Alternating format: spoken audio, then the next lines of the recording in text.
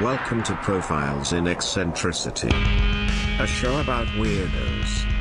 With your hosts, John Fahey, Aaron Peter, and Matt Brousseau.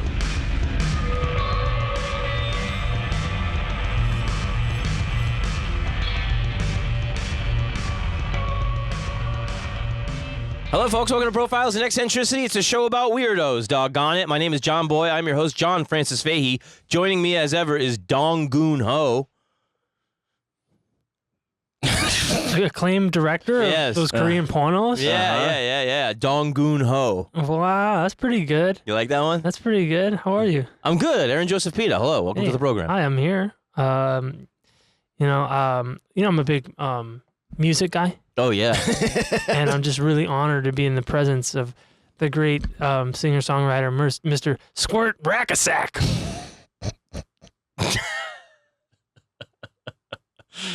Burt Bacharach. That's right. Ladies and gentlemen, Mr. Squirt Rackasack.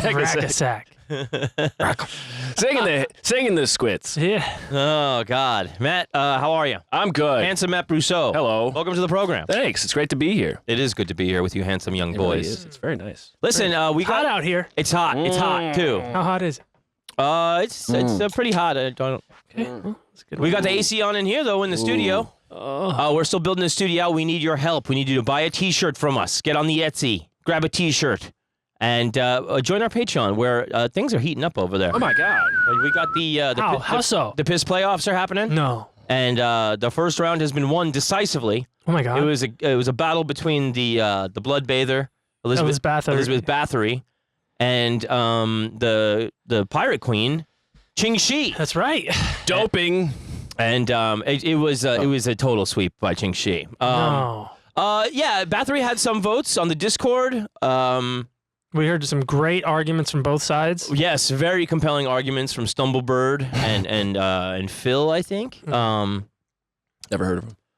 But yes, that is the first one. Round one. First round one. Ching Shi win. Flawless victory. It was a flawless victory. Babality. Babality? Mm-hmm. That's cool. It is cool. By the way, I sent you guys a screenshot of the RFK Jr. cruise with Adriana from The Sopranos. Yeah. And like my algorithm got weird immediately. Awesome. I told you, like, I send this, I take screenshots of this stuff to send to you guys because I think it's so funny and pathetic.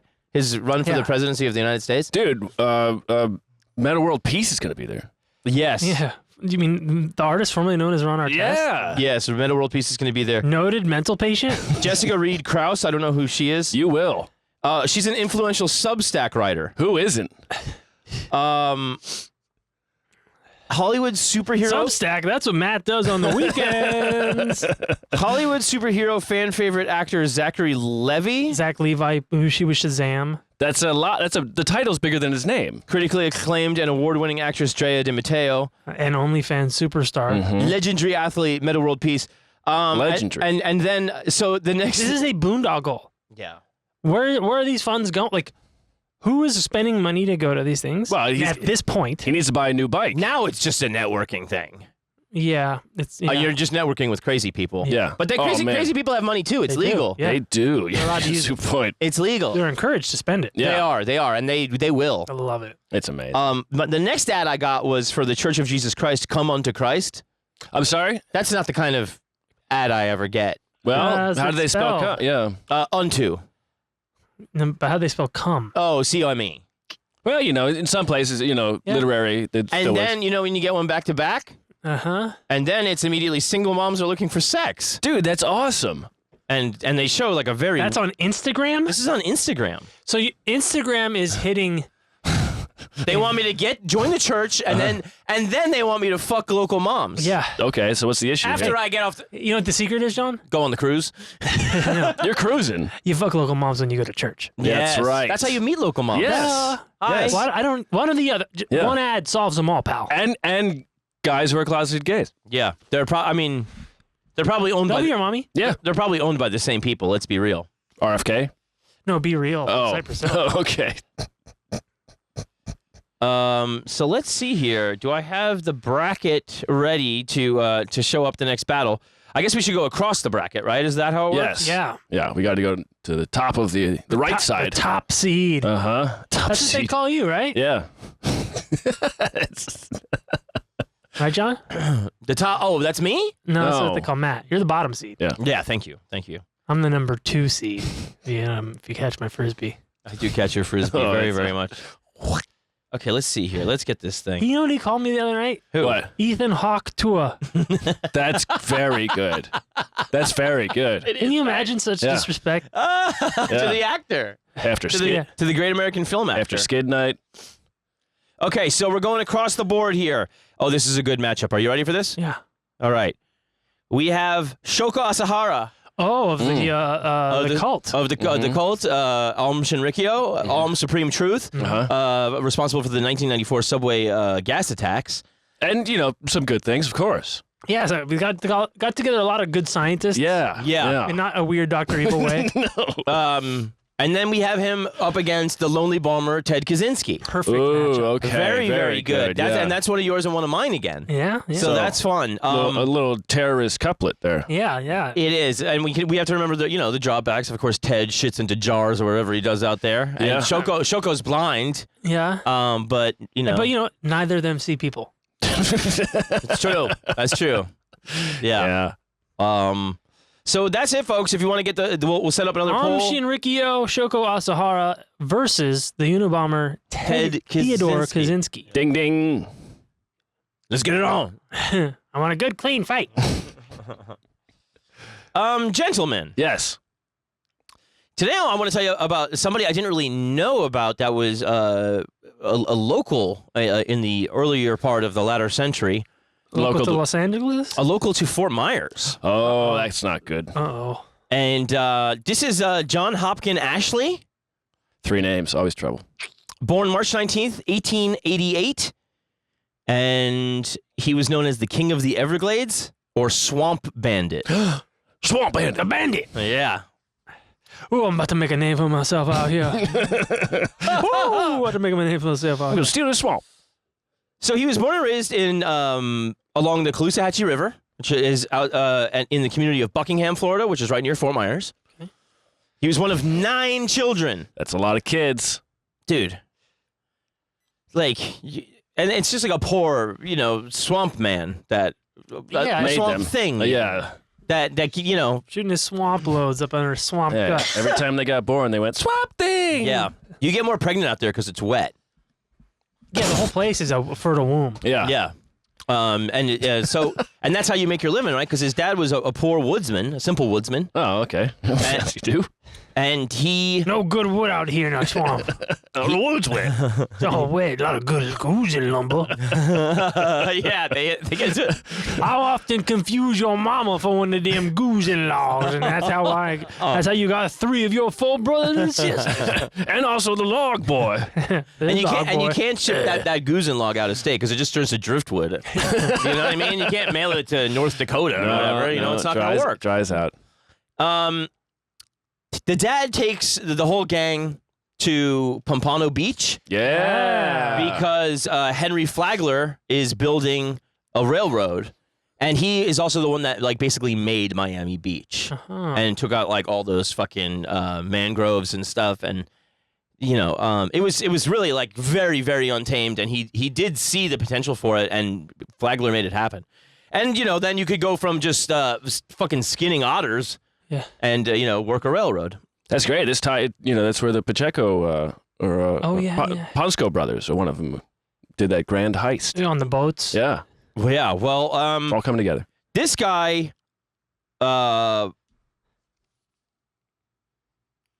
John Ashley. So, yeah, he's over there in West Palm Beach. But he had really grown up around the Everglades.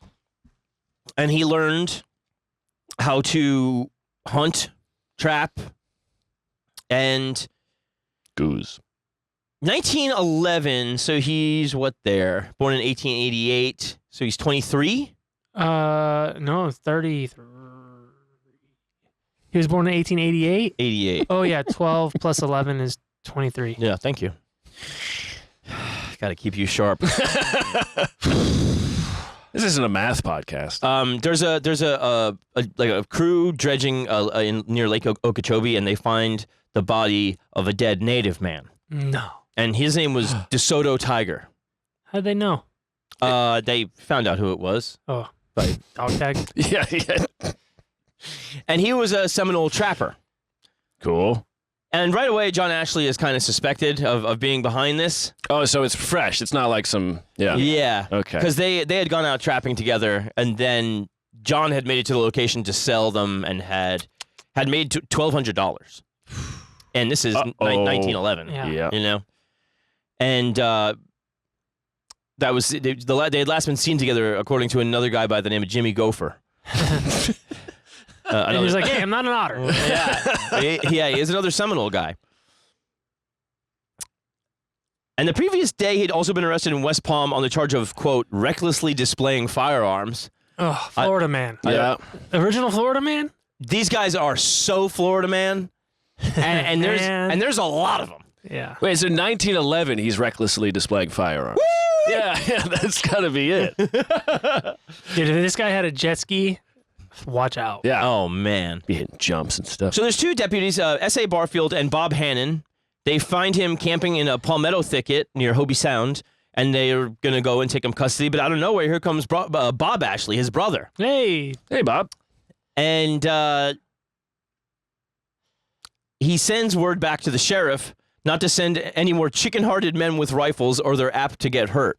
This is after he takes the deputies' firearms from them and sends them on their way. Chicken-hearted men. Sheriff George B. Baker would be in a feud with John Ashley for about 13 years because the Swamp Bandit was really rascally. sounds like it. Yeah, well, he's a swamp bandit. Yeah, you merely adopted the swamp. Yeah. Exactly. He was born in it. Was gouged in it. So in the trial of DeSoto for John Ashley killing DeSoto Tiger in 1910, despite overwhelming evidence, he was not convicted. And that could have been because these guys are also kind of local favorites. Right. They have folklorishness. Uh-huh. Second trial, 1915, he was sentenced to hang for the murder, and it was overturned by the Florida Supreme Court. And I think a lot of this, too, is bigotry towards natives. Oh, yeah. Roger Stone was there, too. Yeah, storming in. So the Seminole Nation protests over the murder, and the U.S. government is like ready to intervene over this shit. And so John gets out. He goes to New Orleans for a while. He comes back to Florida around 1914. They say he might have worked as a logger in Seattle. He said he robbed a bank in Canada, which could be true. But he ends up surrendering himself before the 1915 trial in West Palm. For the same one. For the same murder. For the same murder. How has he tried 3 times? I don't know, but I mean, it could be like manslaughter, first-degree murders. Well, maybe you throw one out because the jury pool was not diverse enough or something, or was tainted. Yeah. They were both trials for Tiger's murder. Huh. Maybe new evidence. I don't know. Yeah. You know, New shit has come to light. Yeah. Anything can happen in the swamp. Mm-hmm. But he goes to West Palm to surrender because he hopes that the hometown advantage will influence the jury. And then at the last minute, they change the venue to Miami. And then he's like, all right, I'm going to escape. And so Sheriff Baker's son, Robert C. Baker, is escorting him back to his cell. And he breaks away. There's a door that's unlocked. He runs through that. And he climbs a 10-foot fence. And that's it. That's goodbye. Bye. See you later. Yeah. No fence can hold this man. So now the brothers are like, okay, we're just going to the swamp. Yeah. And we're going to fuck shit up from the swamp. Yeah. Because the thing about the swamp is it's treacherous. Tell us, John. Yeah. And if you're friends with the swamp will be friends with you. If you are tight with the green, the green will be tight with you. Mm-hmm. Yeah. Now, part of this, too, is... it's dangerous. You really have to know how to handle yourself there. It's not mapped. Like there's no guide. Right. Yeah, if you get a cut there, you're in trouble. And people can see you coming from far away. So it's like, and then they said it was just a gossip train, and word would get there in time, and they would always be able to get away. But they also probably are sharing with people on the swamp.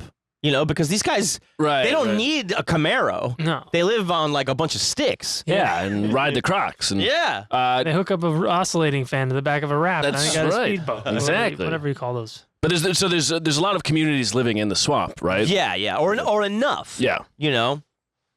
Bacterias. Yes. Viruses.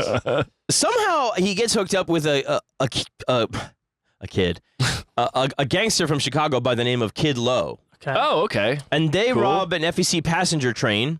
Nice. And they, it was not very successful because they were like, you get the mail, you get the passengers. And then like they just argued and then they left. Yeah, everybody on the train's like, wow, real authentic Wild West scene. In Seward, Florida, they went into a bank and they stole $45,000 in the daytime in silver and cash. Not But exactly a T-Mobile, but hey. yeah.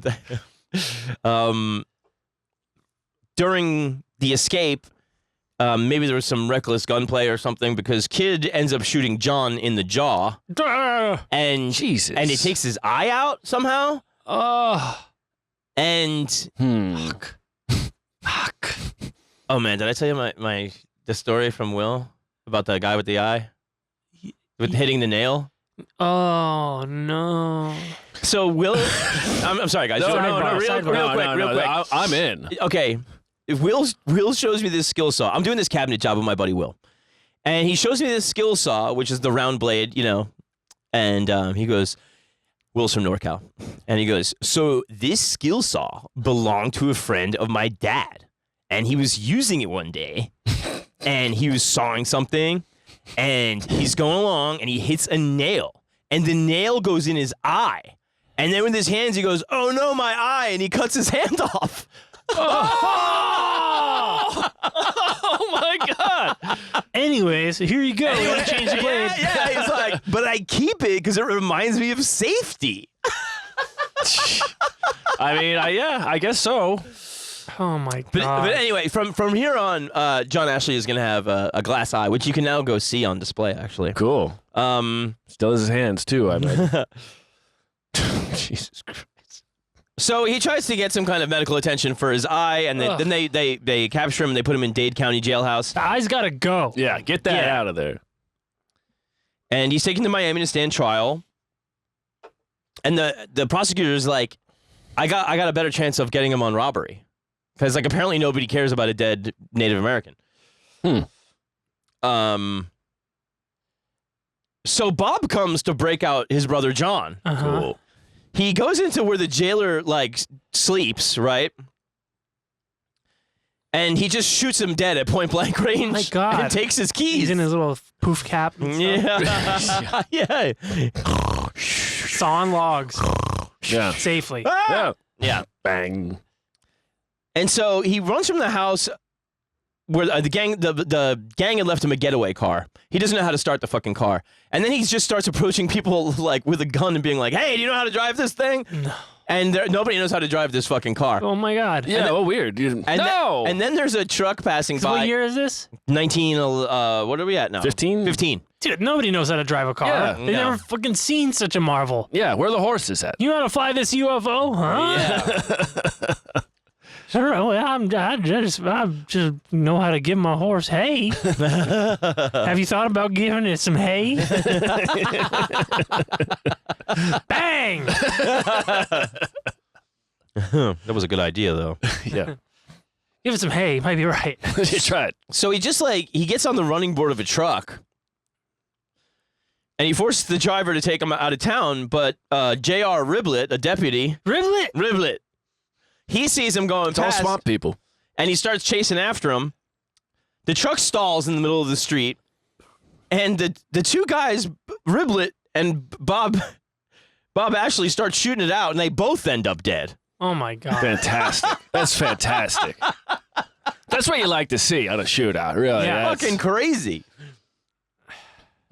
So now it's basically a killing spree, and the Miami residents are not having it. No, dude, they're down there having a good time with Will Smith. That's Yeah. right. And meanwhile, these swamp folks show up. They're like, this is Miami, B. Hey, fool. We don't do that shit here, homie.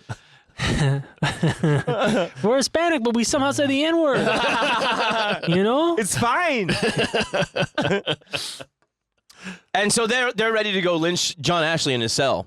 And then... Wait, he never got out of the cell? Yeah, no. Because actually, like, what happened was... Jesus Christ. They say after he shot the deputy while he was... Bob shot the Bob shot the deputy, that a cleaning lady came in.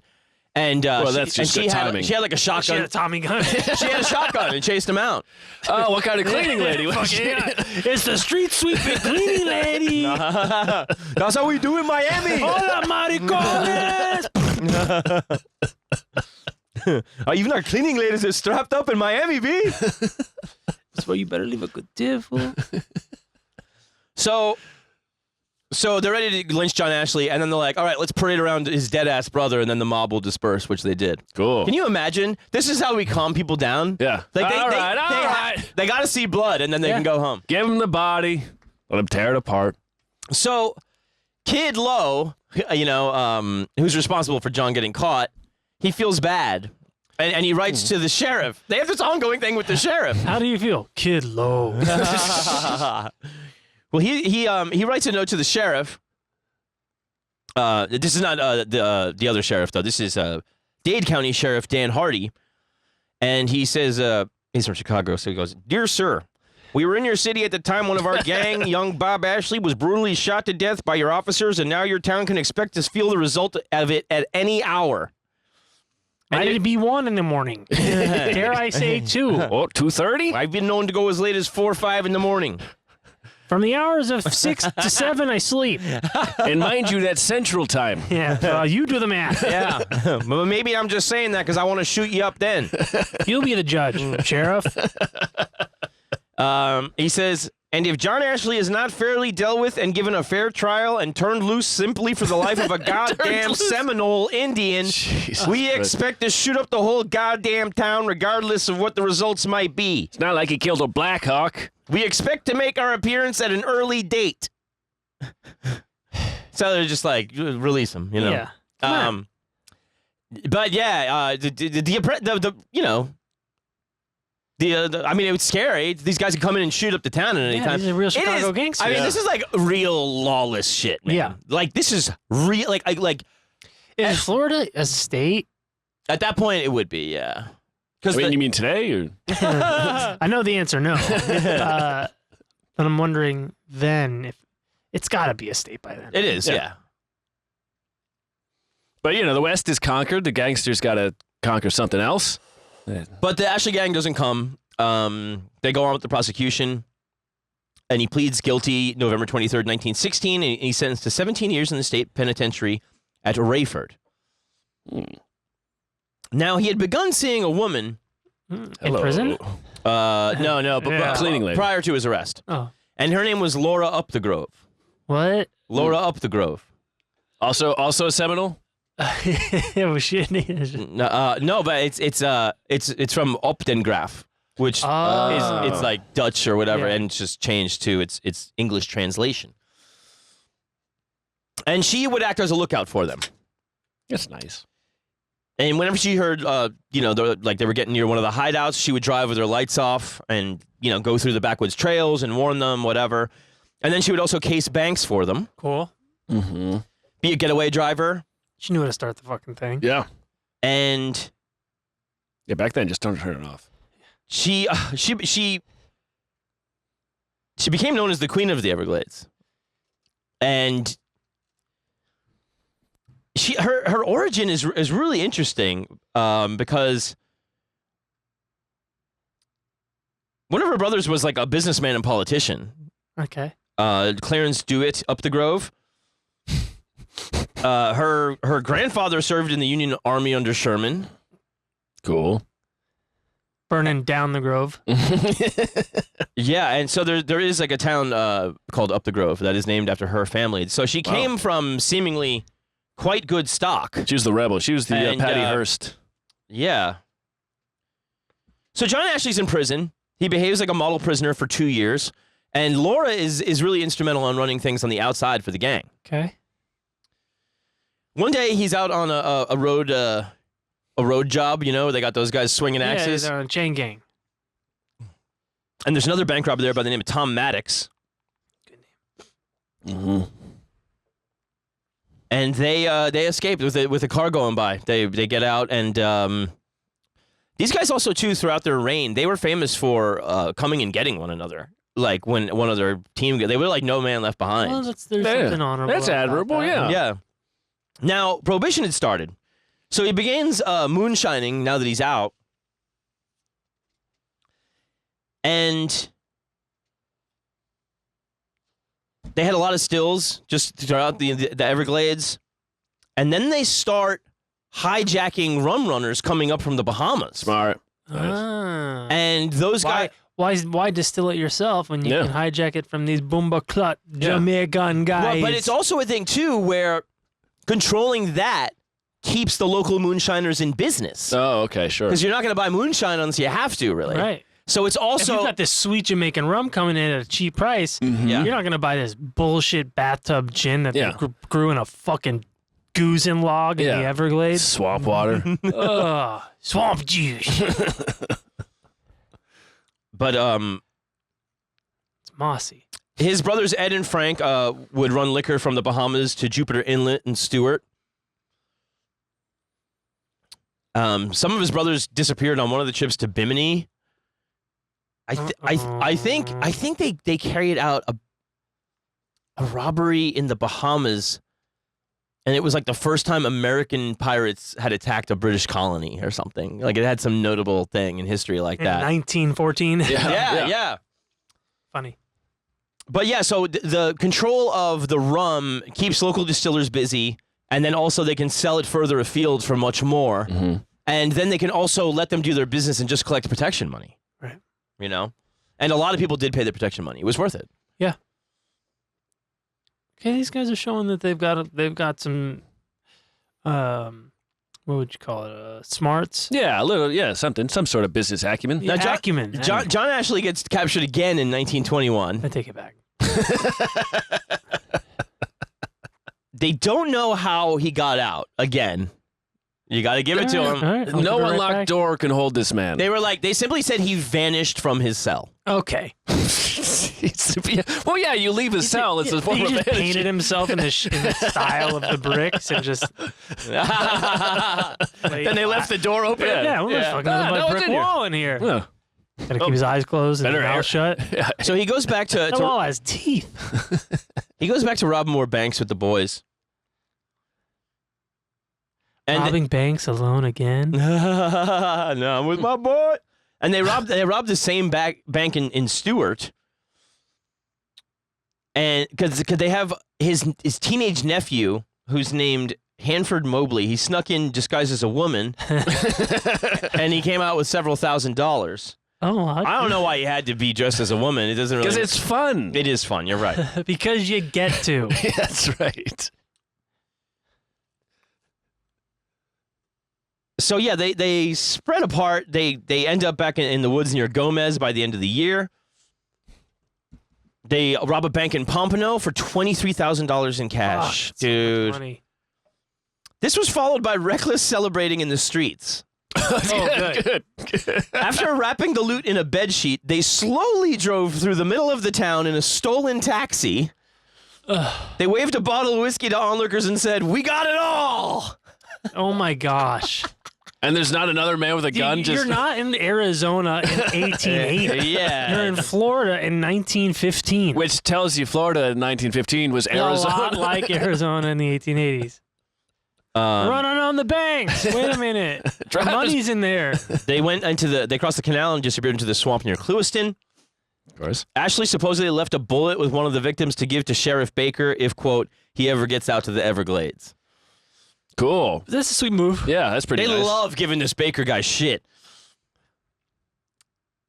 So The bullet was in his ass.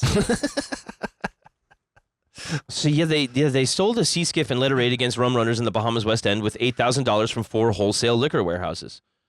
But they just hours before had missed a ship leaving with $250,000. Ooh. And then, so with a few years into Prohibition, the Ashley gang is so feared that bootleggers just leave. They're like, let's get out of here. because they had such a fucking grip on everything. Wow. And they were known to be fucking nuts, you know? So they were just like, there's a better way to make a living. So then they just like solely controlled bootlegging. But theme parks. But they also are getting less money because now the liquor piracy has dwindled because people just stay out of the area. Right. So now you got to go back to robbing banks. Oh, they didn't think about that, did they? They Yeah. were too successful. That's right. See, that's where They the, overculled that's the right. population. You need the conciliary to tell you to calm down a little bit, let the market build up Yeah, again. take it easy. Yeah. So him and Sheriff Baker are now like very bitter enemies. The sheriff gets a tip from a local car salesman, I've got one car here, one car. and before they go on this Bahamas raid, he sets up a trap. And Ashley just changes his route at the last minute, and they go through the St. Lucie Inlet. They barely escape the law. Baker goes months into the Everglades searching. Months searching for them. It becomes a swamp. And they called it the Grapevine Telegraph of the Glades is what kept the Ashley gang That's a good name. safe among fellow Florida crackers. Crackles. Yeah, they really embraced the cracker thing down there. Is that in other states or just Florida? Well, I think it's fitting that Floridians embrace it. Yeah, it is. But historians It might be the most cracker of all. Yeah. Cracker ass crackers. Yeah. Historians also say that Baker was a corrupt sheriff and he would rip off the locals. And he wasn't, and he also That's probably true, too. Yeah, I totally believe that. and he also was tied to the Klan. That's almost certainly true. That's probably definitely But that also means that Ashley gets all the black residents on his side. Yeah. So listen, the enemy of your enemy, right? Yeah. Yeah. I mean, don't get me wrong. I'm sure John Ashley was racist as fuck. They Sure. hate the Yeah, Seminoles. but if you can get, hey, Yeah. these black guys, at least they're not Indians or cops. Right. All right. Yeah. And I'm guessing there's probably a decent amount of them living in the swamp too, Yeah. because Swamp provides. It's just poorer. Yeah. Poorer people are going to be there. You're totally Yeah. right. And I mean, you can at least live off the land. There is shit there to get. Yeah. You know, like Gators, people do want gators. There's logs. malaria. there's fishing. There's Yeah, otters, catfish. catfish, maybe redfish. I don't know. Bluefish. Crawdads, Yeah. Okay. Sure. deadbeat dads. Yeah. Yeah. If you don't like crawdads, well, let me introduce you to deadbeat dads. Aplenty. We're going to have ourselves a deadbeat dad boil. Bring it in here, boys. Come on now. So Baker has all these informants, and they learn that Ashley's staying with family members in a moonshiner cabin about 2 miles south of the Ashley family home. Okay. And that's where, like, his dad is, the Ashley family home, because he's on the run. But, you know, family is Also family. a shack in the swamp? Yeah. I'm sure, yes. God damn. Swamp, dude. Yeah. Hey, You guys ever been in one? Like a real one? Not Oh, really. yeah. Not really. Yeah, No. it's wild. I've been to the Everglades. It's crazy. Yeah. Dude, Yeah. It's another world. it's neither above nor below. You know? It is just, it's otherworldly. It's the fucking Yeah. swamp. Yeah. You in a swamp now? Dude, it Yeah, is. and you are. You are. Yeah. So they go in, and there's all this like short bushes, palmetto scrub, and it just makes it so hard to approach. And if you do, man, are you making a racket? You know? Sure, you're right. So it was an ideal hideout. Baker is like, I need to get John Ashley. So he deputizes citizens. Otters. Gators. Things. Yeah. Varmints. I know, I think the green is definitely on John Ashley's side. He's too tied to the swamp. Well, he doesn't back the blue. Yeah, that's right. And he gets weapons from the Florida National Guard to go in against the Ashley. The sheriff? Oh, no. The sheriff gets weapons from the National Guard. Okay, yeah, that makes sense. That makes more sense. Mm-hmm. So you have higher grade weapons, inexperienced cops. Perfect. That's a recipe for success. That's a recipe for consistency over the last 100. 8 deputies surround the house. They're in position by dawn. Ashley's dog begins barking right before they're about to make their move. Good dog. Yeah, didn't think about that, did they? They start shooting at the dog, of course. Yep. Are they cops? yeah. Yep. His gator starts growling. Gator eats the dog. That's the telegraph line. Yeah, exactly. Dog barks. Gator eats the dog. Somebody turns the gator into a boot. The gator's teeth hits a wind chime. The wind chime pulls a pulley. Yeah, it's a butterfly effect. Yeah. It's Pee-wee's fucking Playhouse. Yeah, it's Rube Swampberg. So he kills one of the deputies shooting back, John Ashley. Smart. And it's the sheriff's cousin, Fred Baker. And lover. And uncle? John's father, Joe, is killed. John Ashley. Joe Ashley. Joe Ashley. Yeah. He's killed in his bunk. Saying the cop shot a man in their bed? Another guy, Albert Miller, was seriously wounded. Laura is seriously wounded. Oh, Laura's his girlfriend. Laura Yeah, up the grove. Up the grove. Yeah. Down the river. Down the swamp. They got hit with buckshot. Okay. So he escapes, leaving his wife behind through a secret entrance. Very cool. Oh, and exit. She is screaming, so the deputies hold her fire, and that allows more time for the escape. Nice. A manhunt involving 200 men ensues. Jesus They Christ. burn one of the members of his gang, Hanford Mobley. They burn his house. They burn Joe Ashley's house now that he's dead. And The dog is dead. Yeah. the dog is dead, and the dad is dead. The houses are dead. Ashley stays in the area, though.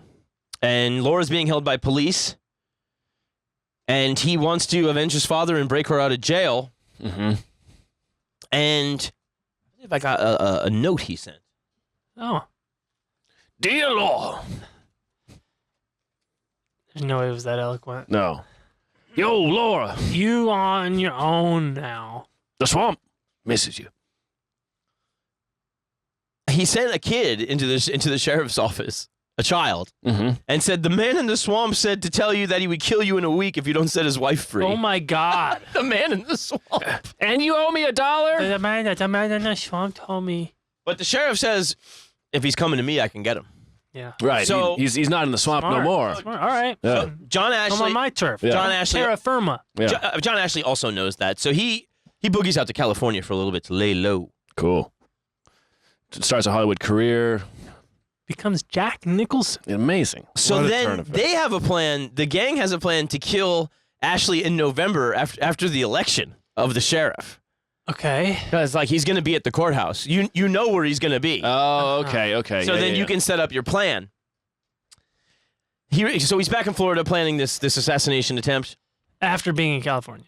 Yeah, and it's November 1st, and Sheriff Baker gets a tip from an anonymous source. Some disgruntled... Gator. Yeah. Yeah. Some a gang Awesome. gang affiliate. That they're going to be on the Dixie Highway on the way to rob a bank in Jacksonville. And Baker arranges an ambush on the bridge. They block the road with a chain with a red lantern across, and it's out of his jurisdiction for Baker. But he gets cooperative from St. Lucie County and 3 of Baker's deputies, and they spot Ashley's car coming, and they surround it. They get the car searched. They find several guns, and they got Hanford Mobley, Clarence Middleton, Ray Lynn. They're all lined up outside the car. And what happened next is a matter of some dispute. Uh-oh. So either John Ashley went for a gun, or like 2 boys that witnessed it say he was... Getting his registration. They were all handcuffed and executed. Or they were all handcuffed, and then he still tried to go for a gun, according to another deputy that was there. That's only let the story come out after the writer promised it would only be reported after all the deputies were dead. So he's handcuffed and went for a gun. He's handcuffed and lunges forward, and then it just turned into a shooting spree. Maybe he had a fart. I don't know, but I don't put it past John Ashley to try something at any time. I also don't put it past the cops just to execute them right there. A lot of people thought it was frontier justice. Yeah. A lot of people thought it was swamp like justice. You know. Swamp law. Also, you've made a fool out of the sheriff for 13 years. Yeah. Yeah. Swamp law reigns. Yeah. Which is the name of another Indian guy. Jesus. Swamp law reigns. Yeah. So Laura lives under an assumed name in Western Florida for the next 2 years. Laura down the grave. They'll never know. And she's arrested a few times. Then she finally opens a gas station on Lake Okeechobee. She moves A in. gas station on a lake? Yeah. What well, The boat's got a refill. Dude, true. shut up. She moves in back in with her mother in Up the Grove Beach. August 6th, 1927, she's arguing with a man that is trying to buy moonshine from her. Okay. I don't know how that goes. Because it's still prohibition. Yeah, but what are you arguing? What's the argument about? Well, maybe he doesn't want to Price, pay her as much. quality. Yeah. I don't pay no woman. Yeah.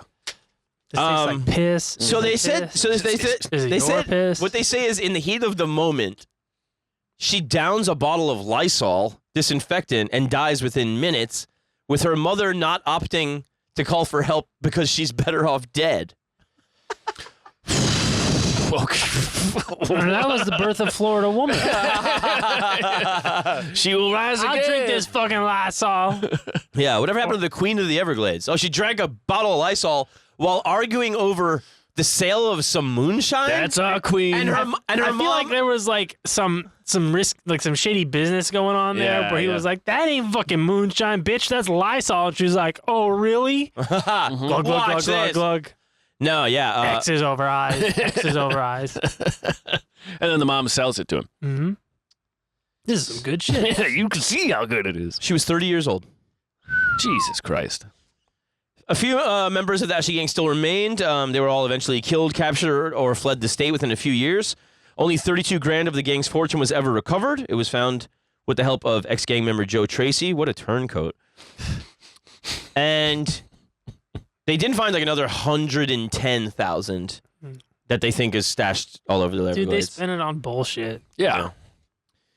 The gang that were killed were all buried in a family cemetery outside Gomez, where the Ashley family home was, and 6 of them are buried there. And with the exception of an infant grandchild that died early, they all died violently. I mean, you know, at least they're consistent. And there is a movie from 1973 called Little Laura and Big John that has Karen Black acting as Laura, which is pretty amazing. Who's Karen Black? How do I know that name? Karen Black. What would you know Karen Black from? Also, Paul Gleason's in it. You know who that is. Jackie's brother? The principal in Breakfast Club. Oh, really? Yeah. Good actor. He's in RoboCop or something too. Die Hard. Yeah, he's in Die Hard. Yeah, he's the lieutenant. Yeah, Karen Black is just absolutely fucking stunning. She Give me did a pick. And show me a picture. Easy Rider, 5 Easy Pieces, Tight. Airport 1975. Yeah. Nashville. Great Gatsby. And she did a lot of supernatural horror stuff. Oh, yeah. I know Karen Black. Yeah. Yeah, she's awesome. And Rob Zombie had her in House of a Thousand Corpses and stuff. Yeah. She died in 2013. Rest in peace. But yeah, I really want to see that movie now. Very interesting, yes. Now, Dude, swamp shenanigans Mm-hmm. it's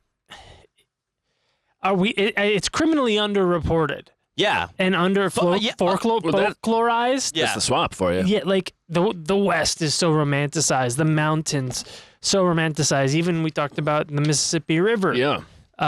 Heavily romanticized, certainly in literature. Yeah. Yeah. The swamp is so unhospitable to human life. Yeah. And so unknowable. It's and just so all-consuming and like constantly evolve. You know, like like the Mississippi River, it's always changing. You can't map it, right? Yeah, and sure. So like you can truly live off the grid there at that time. it's ungriddable. There is Yeah. grid. What grid? There is no grid.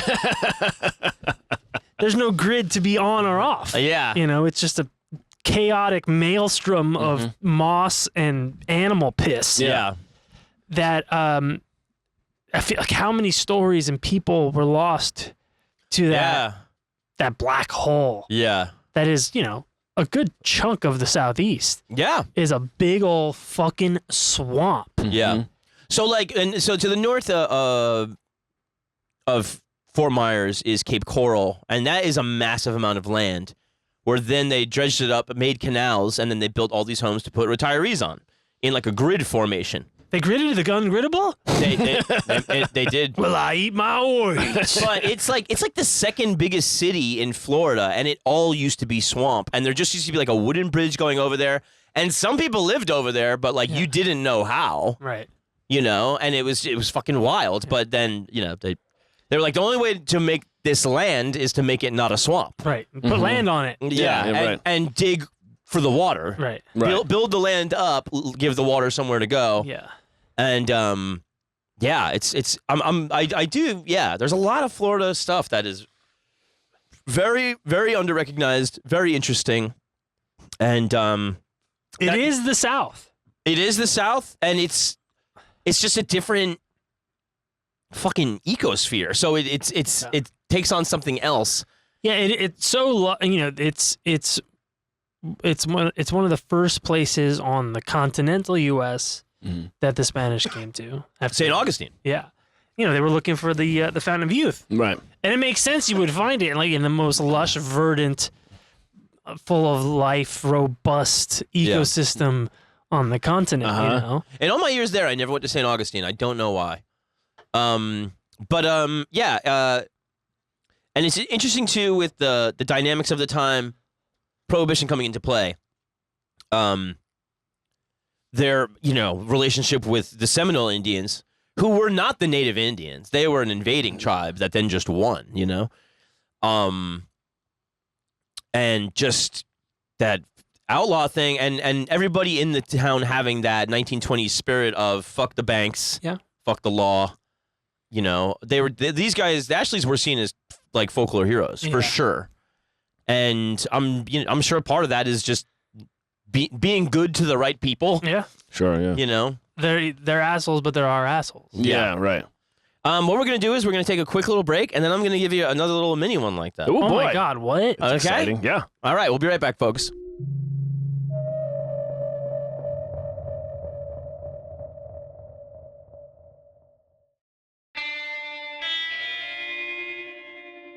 And we're back. Swamp Thing! Frankly, kids, I'm swamped. Don't put bodies in here. Yeah. Or do. Swamp likes it. It's all me. Now I'm going to tell you about William Ellsworth Robinson. William Ellsworth Robinson. Yes. He's born in Westchester County, New York. Oh. Hey, isn't that where the Charles Xavier School for Gifted Youngsters is? Is it supposed to be? I think it's in Westchester. That's fucking cool. They don't take locals, though. They take from... No, because there's not a lot of mutants. Yeah. He's born in 1861. Oh, there you go. He's the first of 3 children born to James Campbell Robinson and his wife Sarah Robinson. They were of Scottish descent. They settled in Manhattan, while James Robinson toured in Charlie White's minstrel shows. Oh, good. Nice. Yeah. Learn a lot of good music, how to put makeup on. James Robinson, the father, his specialties included impersonations, quote-unquote dialect singing. Oh, okay. Hypnotism. Ooh. Ventriloquism. Hey. And magic. I love this. I mean, those last 3 are basically the same thing to me. Which he taught to his son, William. And now I will turn a white face into a black face. Who is this man? That's the dialect. The dialect is him. Abracadabra, motherfuckers. William Robinson performs his first magic show at the age of 14, and he begins touring professionally with the vaudeville circuit. And he went under the name Robinson, Man of Mystery. Doesn't sound mysterious. And he wants to become a headliner. He have a question mark anymore? Man of Mystery? That's mysterious. Man of Mystery? International Man of Mystery. Do I make you horny? That's the mystery. So, in 1887, he begins going under the name Ahmed Ben Ali. Okay, now we're getting somewhere. Yeah. This, I think And he's doing black art illusions. Yeah. Like the Swami guys of this time, pretending to be somewhere Some from Eastern mystic. Yeah, being the Nepal, India, Right. Kashmir, that kind of guy. Right. Very nice. Love these. I love these kind of guys. These guys are good guys. Solid guys. These are really good guys. Yeah. He's white as fuck from Westchester. Yeah. But he's Ahmed Ben Ali. No mystery there. Now, there was a German magician, Max Ausinger, who went by Ben Ali Bey, Yes, of course. and he basically stole his whole act. Yeah. But Max Ausinger never came to the States. He prestidigitated it. Yes, exactly. So Max never came to the States, so it was not... It wasn't like, hey, you guys are doing the same thing. Yeah. Robinson performed his acts in shows for Harry Keller and Alexander Herman, big magicians of the time. Huh? And Herman dies in 1896, and Robinson decides to go out on his own. That's from what? And he had learned of a challenge issued by the Chinese stage magician Ling Fu. Whose name was Wadsworth Longfellow. Exactly. Fu offered a prize of $1,000 to any person that could successfully duplicate his illusions. Robinson had watched his act while he toured and figured out how they worked and accepted the challenge. But previously, they had another challenge between each other, and Robinson lost it, so Fu turned him down. Said, I won't accept the challenge. I won't accept the challenge. Not from a loser. Yeah. And then in that weird thing of the fraudster is willing to explain the fraud to you, Yeah. he writes a book called Spirit Slate Writing and Kindred Phenomena. Smart. Like that guy on Fox that did the Magician Secrets Revealed Yeah, who wore that weird mask. Yeah. Remember that? Yeah, I do. Yeah. Could have been anybody.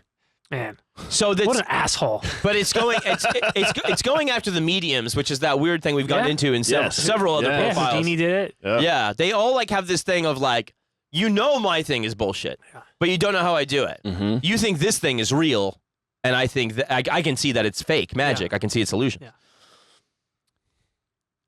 In 1900, Robinson learns that an agent is looking for a Chinese musician to perform at in Paris, and he accepts the job, and creates an act based on Ling Fu. Yes.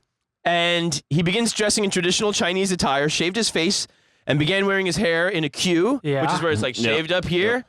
And he starts yellowing up his face, Yeah. Smart. squinting a lot and stuff. He ate that German Chinese food ad you showed me. yeah. That's going to be on like, next. Oh, okay. By the good. way, media should be next. I Okay, think. sure. Let's do come that. back next week for media, folks. So he starts going by Hop Sing Soo. Yes. I think we mentioned him in Houdini. Oh, really? Yeah. Or at least he came across in the research. He was Houdini's favorite Chinese magician. Yeah, he was he was PF, actually his favorite was PF Chang. So he actually changed his name to Chung Ling Soo as he perfects the act in London. Uh-huh. And he makes a whole backstory. He says he's the American-born son of Scottish missionary who married Cantonese woman. And he had And then was in civil partnership with gay lover who then adopted me. and his Highland He said his accent. father was a descendant of the Campbell and Robinson clans. His real name is Robinson. And his parents both died before he was 13 years old. Not true. It's magic. And he said as an orphan, he was taken in by a Chinese magician named R.He, who trained him to perform ancient Chinese magic. And he died, and then he began performing the magic, which is also reflective of Herman dying and then him going out on his own. It's so funny, like, this mythology that I'm creating, like, I was an orphan, and I was brought in by these magicians, and I was taught science-defying magic tricks. And what do I do with it? Come to entertain you. You know what really happens? Dr. Doom happens.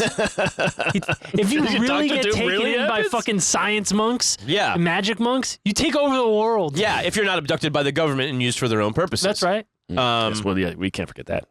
We can never forget that, Matt. We can never forget the many people that have been taken, the super people that have been taken in. Ted Kaczynski, etc. Red Sun. Mm-hmm. So, as Chung Ling Soo, he maintained his role as a Chinese man scrupulously, which makes me think of The Prestige. The Prestige. Yeah. He walks like this. He never spoke on stage, Christ. Well, it's because he's got the big ball, the fish tank That's under right. his ball sack. That's right. but he also he would speak in broken English. He would have an interpreter with him at all times. Speaks perfect English. Oh, do you think Ohtani speaks English then? Oh, yeah. Who? Ohtani, the pitcher / home run hitter for the Dodgers, his interpreter got caught embezzling millions of dollars of his client's money. Honestly, why not always have an interpreter? Because then you never have to actually answer a question. I think it's canon that Ohtani speaks English, and he's using this as to build his mystique, and also hitting 40 home runs and stealing 40 bases. And that's his magic. And then having 300 strikeouts. So he would speak. magic too. He would speak occasionally in broken English, and we'd be like, "Thank you for attendance in magical spectacle event." You know, like stuff like that. And then the translator would go, he's thanking you for being here. Yeah, this magical spectacle event. They're like, we get it. His assistant was his wife, Sui Sin. Her real name is Olive Path. And she's white? She's from Portland, yeah. Yeah. Yellow it up? She would yellow it up, too. Great. Nice. You were going to say get a free something Asian- else. You get a free Asian wife? You're saying, oh, is she Chinese guying it up? Yeah. So many Chinese guys in this armor. So Chung Ling Fu. The real one. No. He's Ching Ling Fu. Oh. Chung Ling Soo, excuse And me. you're not the first person to get that confused. Yeah. Well, they're about to have a showdown. Cool. Because now Chung Ling Soo Robinson is one of the highest selling acts in Europe, and he's like at the top of the vaudeville circuit. 1905. His dad was a minstrel. Yeah. What if I just changed the color? Yeah, wait a minute. Yeah, he had no problem with paint. The whitest shit ever. Yeah. It really is. Appropriating other races. Oh, Yeah. God, I love it. So he's at the Hippodrome in London in 1905. Very, very, very, very popular arena. Ching Ling Fu is at the Empire Theater in London at the same time. Uh-oh. Fu is aware. Panda Express. P.F. Chang's. Where do you go? Chang's all day, baby. Chang's. Fu is aware that Chung Ling Soo is actually William Robinson. Oh, you don't say. Yeah. And that he had copied Fu's entire act. He publicly called Chung Ling Soo an imposter and became intent on publicly exposing him. His promoter publicly announced that he would duplicate at least half of Chung Ling Soo's illusions to prove that he was the real original Chinese conjurer. Oh. I'm the original bullshit artist. Yes. Soo accepts the challenge, agrees to meet him at the offices of the Weekly Dispatch for a press conference. Ching Ling Fu realizes that these guys don't care that Chung Ling Soo is actually Robinson. Right. It's good spectacle. So he backs out of the thing, and it's hugely embarrassing Bad move. for Ching Ling Fu. And he's at the Empire for only 4 more weeks, and the Hippodrome show with Chung Ling Soo lasts for 3 months. Wow. So he's fucking raking it in, dude. Yeah. He would do this trick towards the end of his show, Sue Robinson. Where he turned into a white guy. He walks through a door and he becomes a white man. And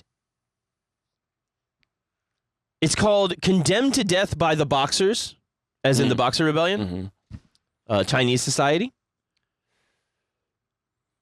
So, and it was basically catching the bullet. Mm-hmm.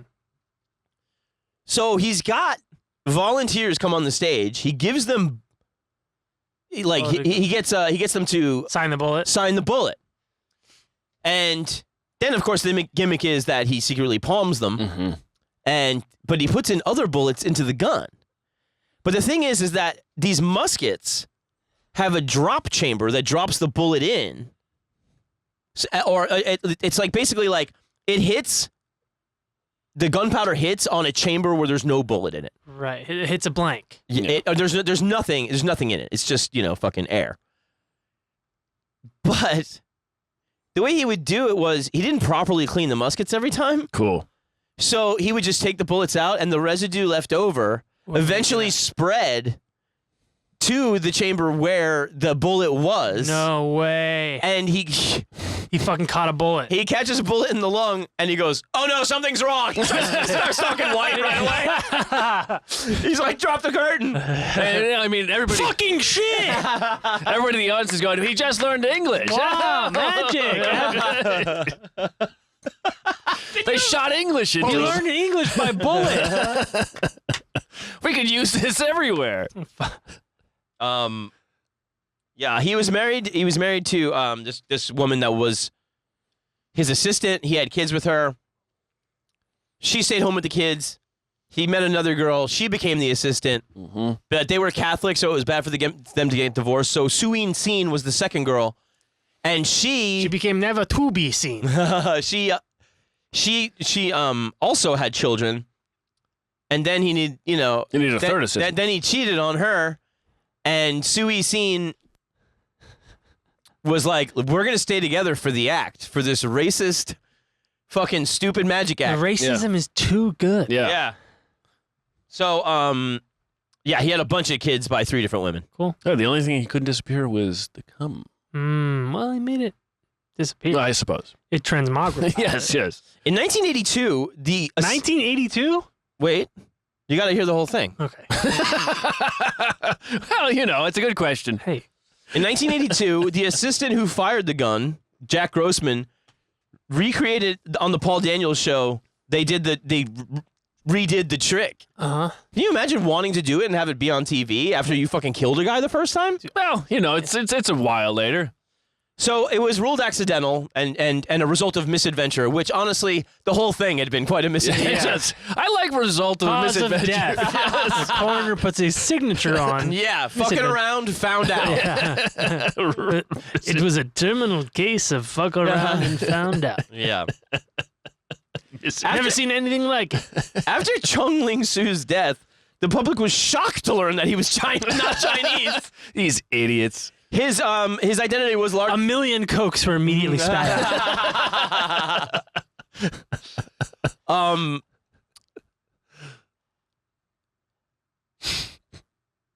Professional magicians knew that he was Robinson. It was known among them. And in an interview with Magician Monthly, not weekly. Nope. He said this magician Will Goldston said, "The public did not question Sue's identity because, quote, he has always presented to the public that which they like and not which he might prefer." So it is that prestige thing of like doing this meticulous Chinese thing all fucking day long. Can you imagine? Yeah. Gotta have your hair like that all the time? Oh, God, your eyes? Do you think he ever thought, maybe I am Chinese? I mean, I wouldn't be surprised. At some point, he goes, "I'm more Chinese than that guy." Yeah. More Chinese than fucking Bruce Lee. He was born I had to become Chinese. Apparently, they bring up the story of Sue in Gus Van Zant's Last Days. I don't think I've seen that motion picture. I haven't, but that's the only thing in popular culture I could see. Other than alluding to it in The Prestige. I suppose, yeah. Prestige is so good, dude. I can't believe I went. And let's not forget The Illusionist. Mm-hmm. Right. It's twin movie. Right, I never saw that.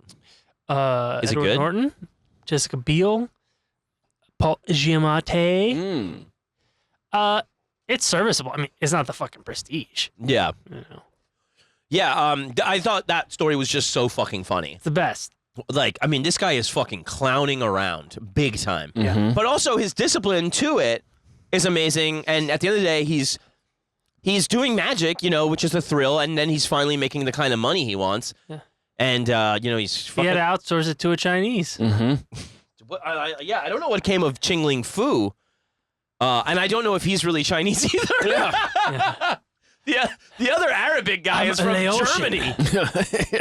I mean, Max Ausinger is Ben Ali Bey. Now there's a good chance if it's a German, he is Arab. Oh my God, it's commentary on immigration. That's correct. That's correct. Very good, Aaron. Very, very good. I like that a lot. Yeah. I don't know. I thought both of those guys are really crazy, really funny. And I was like, these are both too small. So I was like, oh, fuck it. I'm going to do a twofer. Yeah, no, that's great. I love it. I love it. Great.